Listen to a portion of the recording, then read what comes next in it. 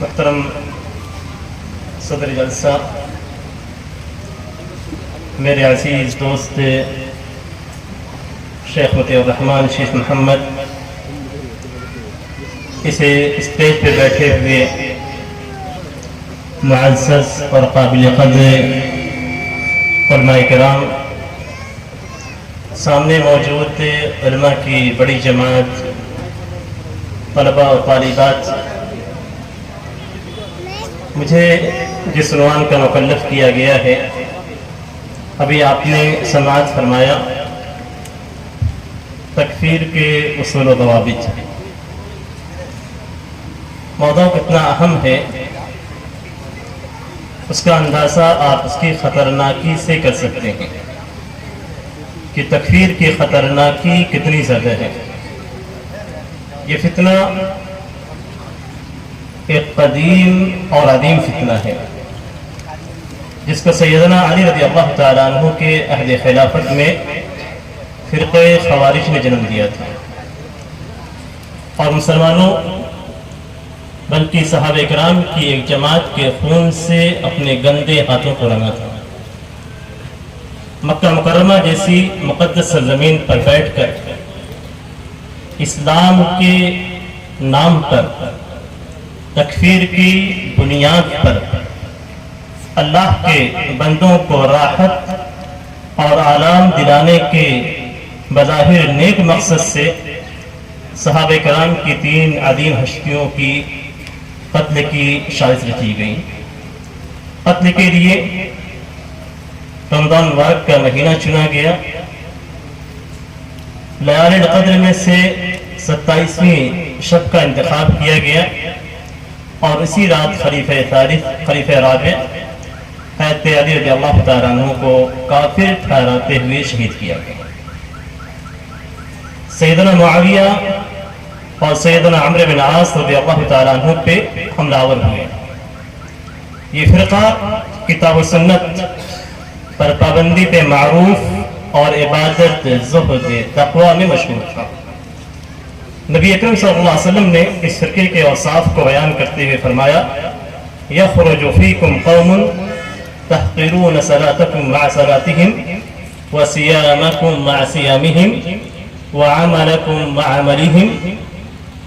ويقرؤون القرآن لا يجاوز حناجرهم يمرقون من الدين كما يمرق السهم الرمية۔ یعنی تم مخاطب کون ہیں؟ صحابہ کرام۔ تم اپنی نمازوں کو ان کی نمازوں کے سامنے، اپنے روزوں کو ان کے روزوں کے سامنے، اپنے عمل کو ان کے عمل کے سامنے حقیر سمجھو گے۔ وہ قرآن کی تلاوت کریں گے لیکن ان کے حلق کے نیچے سے متجاوز نہیں ہوگا۔ وہ دین سے اس طرح باہر نکل جائیں گے جس طریقے سے تیر شکار میں داخل ہوتا ہے اور آگ پار ہو جاتا ہے، کچھ بھی لگا ہوا نہیں ہوتا۔ اس گروہ کے اندر، اس فرقے کے اندر دین کے تئیں تحمس تھا، جذبہ تھا، دینی امور کی پابندی میں شدت بھی اور غلو بھی۔ یہ امت مسلمہ میں تکفیر کا بیج بونے والا اولین فرقہ تھا۔ پھر یہ سلسلہ چل پڑا اور ہر ایک نے اپنے مخالفین پر کفر و فسق کا الزام لگانا شروع کیا، اور عدل انصاف کا دامن چھوٹ گیا۔ صرف جماعت حقہ اہل سنہ والجماعہ نے کتاب و سنت کی روشنی میں عدل انصاف سے کام لیا۔ اس سلسلے میں اصول اور قواعد وضع کیے تاکہ تکفیر کا مسئلہ علماء اور عوام کے سامنے ہو، لیکن بسط افسوس کہنا پڑتا ہے کہ دعوتی میدان میں کام کرنے والے بہت سارے افراد علم کی کمی اور قواعد شرعیہ کی ناسمجھی کی وجہ سے تکفیر جیسے مرض میں نہ صرف مبتلا ہیں بلکہ امت مسلمہ کے اندر بھی اس مسموم مرض کو انجیکٹ کر رہے ہیں، پوری امت کو تباہ کر رہے ہیں۔ اس سے آپ اندازہ کر سکتے ہیں کہ اس موضوع کی اہمیت موجودہ وقت میں کتنی زیادہ ہے۔ آج کے زمانے میں اگر مسلم ممالک میں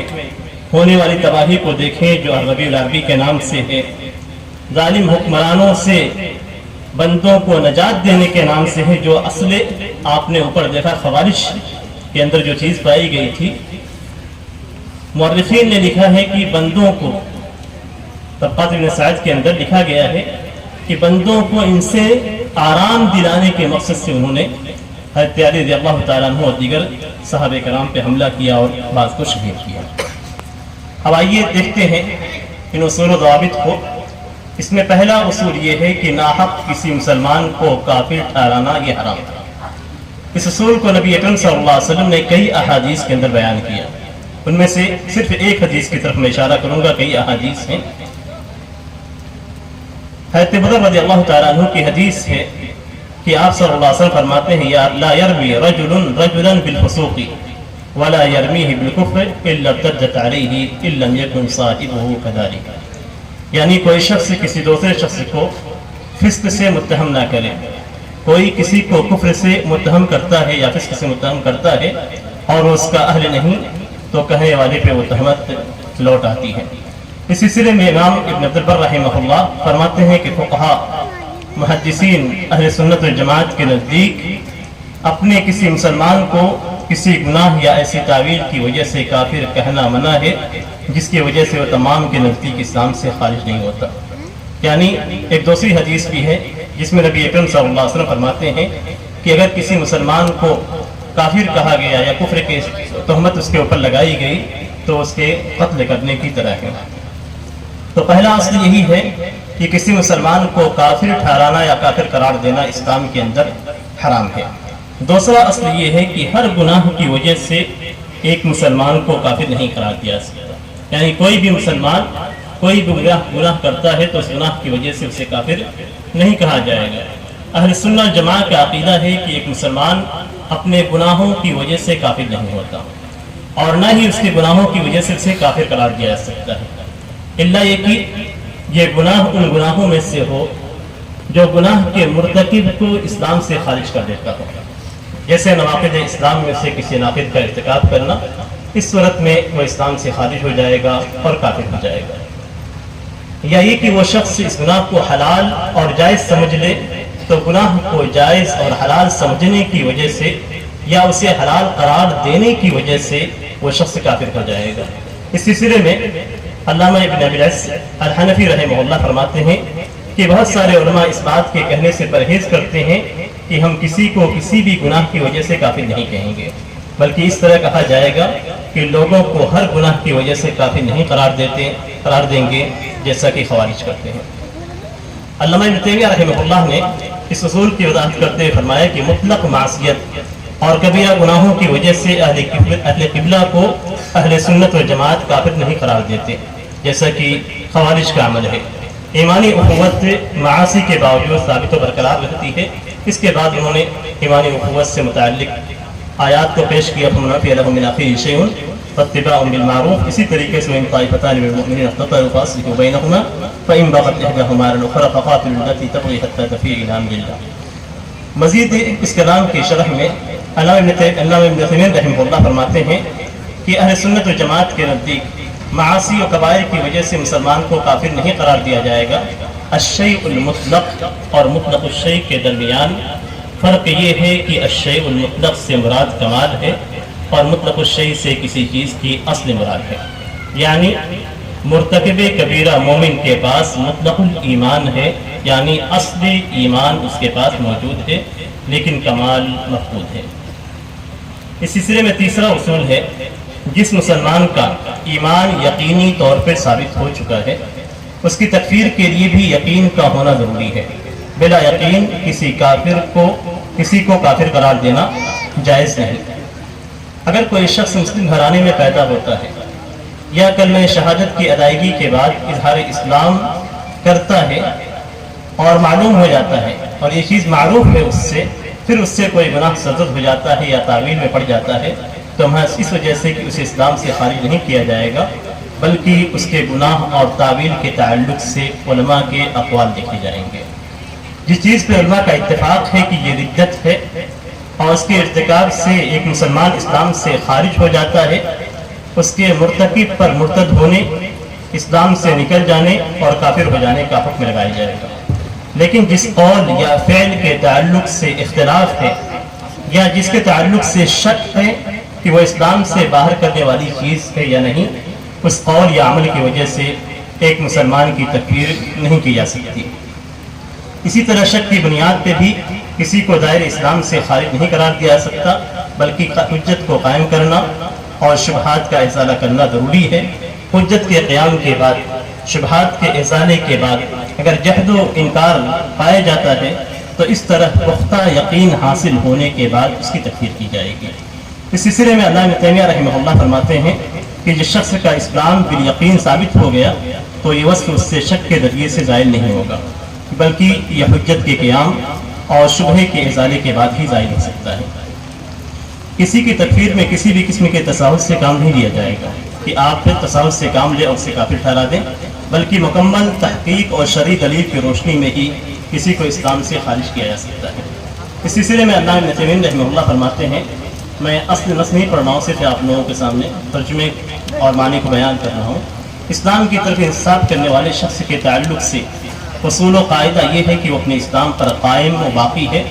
جب تک شرعی دلیل کے مطابق اس سے اسلام کا ختم ہونا ثابت اور یقینی نہیں ہو جائے۔ اس کی تکفیر میں غفلت و تصاہل برتنا جائز نہیں ہے۔ اس سلسلے میں چوتھا اصول، تکفیر کے اصولوں میں سے چوتھا اصول، تکفیر میں ظاہر کے مطابق حکم لگایا جائے گا۔ تمام علماء مسلمین کا اتفاق ہے کہ ایمان و اسلام اور دیگر تمام احکام شرعیہ میں ظاہر کے مطابق حکم لگایا جائے گا۔ ایمان و اسلام دل کے اندر موجود ہے یا نہیں، اس بات کی تحقیق و تفتیش کرنے کے ہم مکلف نہیں ہیں۔ کوئی شخص اگر اسلام ایمان کا اظہار کرتا ہے پھر کسی متفق علی کفرہ چیز کا بظاہر مرتکب نہیں ہوتا، بظاہر یعنی ہمیں نہیں نظر آتی وہ چیز، اور اسلام سے خارج کرنے والی کسی چیز کا لفظ سے اظہار بھی نہیں کرتا تو وہ بظاہر مسلمان ہے، اگرچہ وہ اپنے دل کے اندر کفر اور نفاق کو چھپائے ہوئے ہے۔ نبی اکرم صلی اللہ علیہ وسلم وحی کے نزول کے باوجود منافقوں کے ساتھ ظاہر کے مطابق فیصلہ کیا کرتے تھے، حالانکہ آپ صلی اللہ علیہ وسلم کو وحی کے ذریعے سے خبر تھی ان کے باطن کی کہ وہ منافق ہیں اور کافر ہیں۔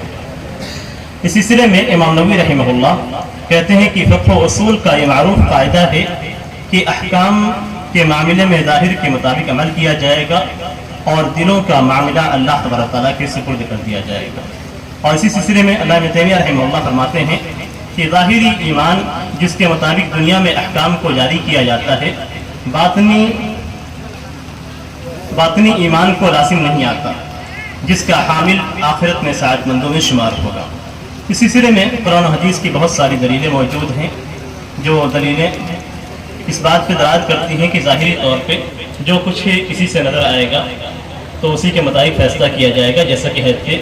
سیدنا اسامہ بن زید رضی اللہ تعالیٰ عنہ کا واقعہ ہے کہ انہوں نے ایک شخص کو لا الہ الا اللہ کہنے کے بعد قتل کر دیا تھا اور پھر نبی اکرم صلی اللہ علیہ وسلم نے ان پہ نفی کی۔ پانچواں سے مسلمان کے کفر میں واقع ہونے کی خبر ملنے پر تحقیق کرنا۔ اگر کسی مسلمان کے تعلق سے یہ خبر ملے کہ وہ کافر ہو گیا ہے یا اس نے کفر صریح کا ارتکاب کیا ہے اور وہ اسلام سے خارج ہو چکا ہے تو فوری تصدیق کرنے کے بجائے خبر کی تحقیق کرنے کی ضرورت ہے، اور جب تک تحقیق کا کام تکمیل کے مرحلے تک نہ پہنچ جائے اور یقین کامل حاصل نہ ہو جائے، اس مسلمان کے تعلق سے یہی عقیدہ رکھا جائے گا کہ وہ مسلمان ہے، اسلام میں باقی ہے۔ کبھی بھی حکم لگانے میں جلد بازی کا مظاہرہ نہ کرے، یہی اہل سنت و جماعت کی تکفیر کے سلسلے میں اصول ہے، اور یہی قرآنی حکم بھی ہے، جیسا کہ آیت کریمہ کے اندر یا ایھا الذین آمنوا ان جاءکم فاسق بنبأ فتبینوا۔ چھٹا اصول یہ ہے کہ کفر بالکل واضح اور بین ہو، بالکل صریح ہو، الفاظ کے معالات و لوازم کی بنیاد پہ تکفیر نہ کی جائے گی، یعنی ایسا نہیں کہ آپ کہیں کہ اس بات کے اس سے یہ نتیجہ نکلتا ہے اور یہ نتیجہ کفر ہے اس لیے یہ شخص اسلام سے خارج ہو چکا ہے،